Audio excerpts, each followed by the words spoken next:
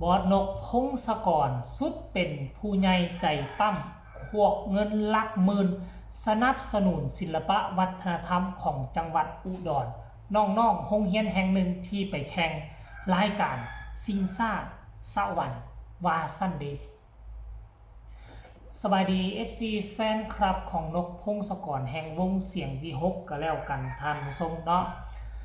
ก็คือมีเรื่องเล่าดีๆเมื่อ18 ชั่วโมงที่ผ่านมานี่เป็นเรื่องเล่าของน้องๆโรงเรียนแห่งหนึ่งท่านผู้ชมที่ได้ส่งเข้าไปแข่งขันเนาะเกี่ยวกับการห้องการรำอะไรเกี่ยวกับศิลปะวัฒนธรรมอีหยังจักอย่างนี่แหละท่านผู้ชมแล้วบอสนกพงศกรเห็นข่าวกับบ่นิ่งนอนใจได้เนาะมันเป็นการรักษาฮิตของวัฒนธรรมประเพณีการร้องการรำของจังหวัดอุดรเนาะเพิ่นกับบ่นิ่งนอนใจในฐานะที่เพิ่นเป็นผู้หนึ่งที่เป็นรุ่นสืบทอดรุ่นสืบสานเกี่ยวกับตำนานเรื่องการร้องการรำออกมาโพสต์เคลื่อนไหวว่าแบบนี้ทุกคน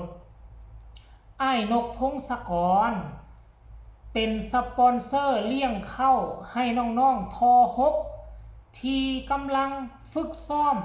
โซแข่งรายการซิงซ่าสวรรค์ 10,000 คะแนนว่าซั่นให้ 10,000 บาทพุ่นน่ะไม่ว่าผลจะเป็นยังไงแต่น้องได้ใจ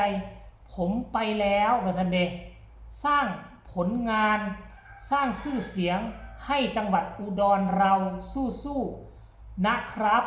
น้องๆทุกคนอันนี้คือจากใจหัวหน้าวงหมอลำห่วยน้องๆนักเรียนที่ได้ยินแบบนี้นะรู้สึกมีความหวังมีกำลังใจฮึดขึ้นสู้อีกแล้วท่านผู้ชมท่าแบบนี้นะเฮ้ยแม่นไผ่ก็ต้องมีกำลังใจและหัวหน้าวงหมอลำอันนี้น้องๆยังอยู่ขั้นฝึกหัดขั้นฝึกแอบอนาคตภายภาคหน้าก็มีเป้าหมายอยากเป็นหมอลำอยู่ในเวทีใหญ่อยู่แล้วแต่ในเมื่อบอสนกพงศกรออกมาถึงแล้วพร้อมกับให้เนาะพร้อมกับให้เครื่องของแบบนี้ให้เงินสนับสนุนแบบนี้มันก็ยิ่งเฮ็ดให้น้องๆเรานี่มีความสุขและมีความทะเยอทะยานมีความเขาเอิ้นว่ามุ่งมานะหลายขึ้นกว่าเก่าและล่าสุดท่านผู้ชมทางโรงเรียนก็ได้ออกมาโพสต์เคลื่อนไหวตอบกลับบอสนกพงศกรเป็นที่เรียบร้อยแล้วว่าจังไดเดี๋ยวสิไปอ่านสู่ฟังเด้อวงดนตรีลูกทุ่งโรงเรียนมัธยมเทศบาล6อุดรธานีว่าซั่นเด้ขอขอบคุณพี่นกพงศกรหมอลำเสียงวีหกหมอลำเสียงวีหกนกพงศกรสนับสนุนค่าอาหารน้ำดื่มให้กับวงดนตรีลูกทุ่งโรงเรียนมัธยมเทศบาล6นครอุดรธานีจำนวน 10,000 คะแนนว่าซั่นพร้อมกับเอารูปตัวนี้ลงมาท่านผู้ชมเนี่ยขอบพระคุณผู้ใหญ่ใจดีสนับสนุนค่าอาหารและเครื่องดื่มในการฝึกซ้อมวงดนตรีลูกทุ่งโรงเรียนแล้วก็เอารูปนกพงศกรลงขอบพระคุณพี่นกพงศกรหมอลำเสียงวีหกสนับสนุนค่าอาหารน้ำเดิมวงลูกทุ่งเฮียนโฮกเฮาจำนวน 10,000 บาทหลังจากโรงเรียนโพสต์ข่าวดีตัวนี้ลงไปก็มีหลายคนเข้ามาให้ความสนใจมากหน้าหลายตาเข้ามาคอมเมนต์แสดงความคิดเห็นต่างๆนานาหนึ่งในนั้นก็มีบอสนกพงศกรเข้ามาคอมเมนต์แนวนี้อีกตื่มว่าส่งกำลังใจให้น้องๆนะครับคงเหนื่อยหน้าดูว่าสันเดจากคนที่มีประสบการณ์แล้วนี่ได้แล้วก็มีคนมาตอบว่าตาฮักบ่ผิดหวังเลยขอบคุณแทนน้องๆทอหกค่าว่าซั่นผู้ต่อมาก็มาคอมเมนต์แสดงความคิดเห็นว่าศิลปินอีสานเฮาจะซัพพอร์ตกันเราจะน้อยๆแต่ยิ่งใหญ่ขอบคุณแทนน้องๆนะคะเห็นบ่ล่ะป้าได้ใจเศร้าอุดรเบิดล่ะบ่นกพงศกรผู้ต่อมาคอมเมนต์ว่าน่าฮักมากเลยลูกหลานเมืองอุดรบ่ทิ่มน้องนุ่งขอให้ประสบแต่ความเจริญหุ่งเฮืองและร่มเย็นเป็นสุขทั้งครอบครัวและวงยิ่งขึ้นไปนะคะโอ้โห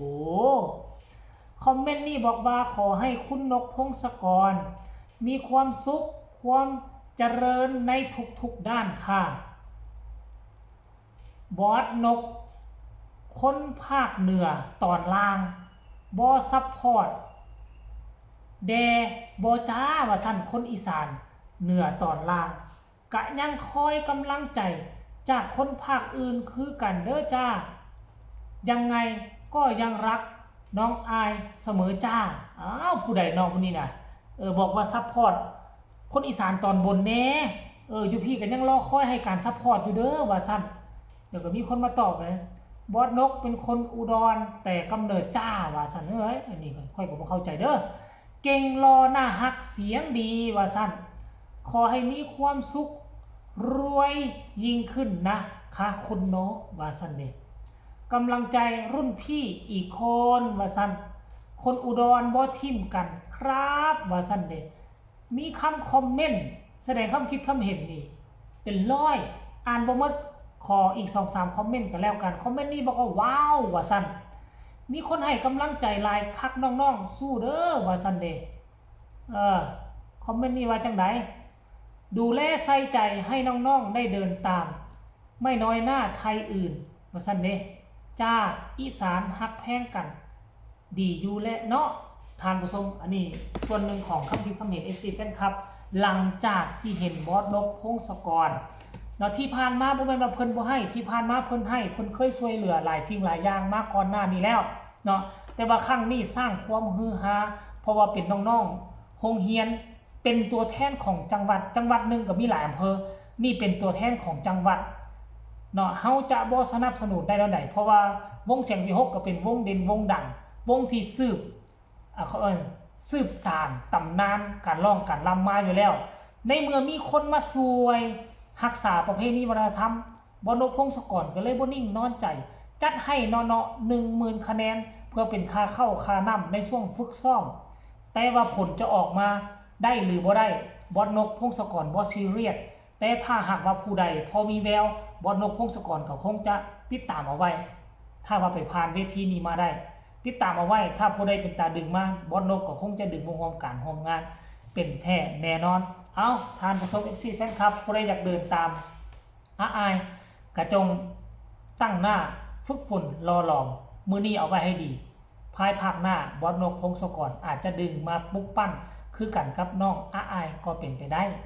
ฝากทุกคนกดไลค์กดแชร์กดติดตามที่สำคัญอย่ากดข้ามโฆษณาผู้ใดอยากส่งกำลังแห่งใจ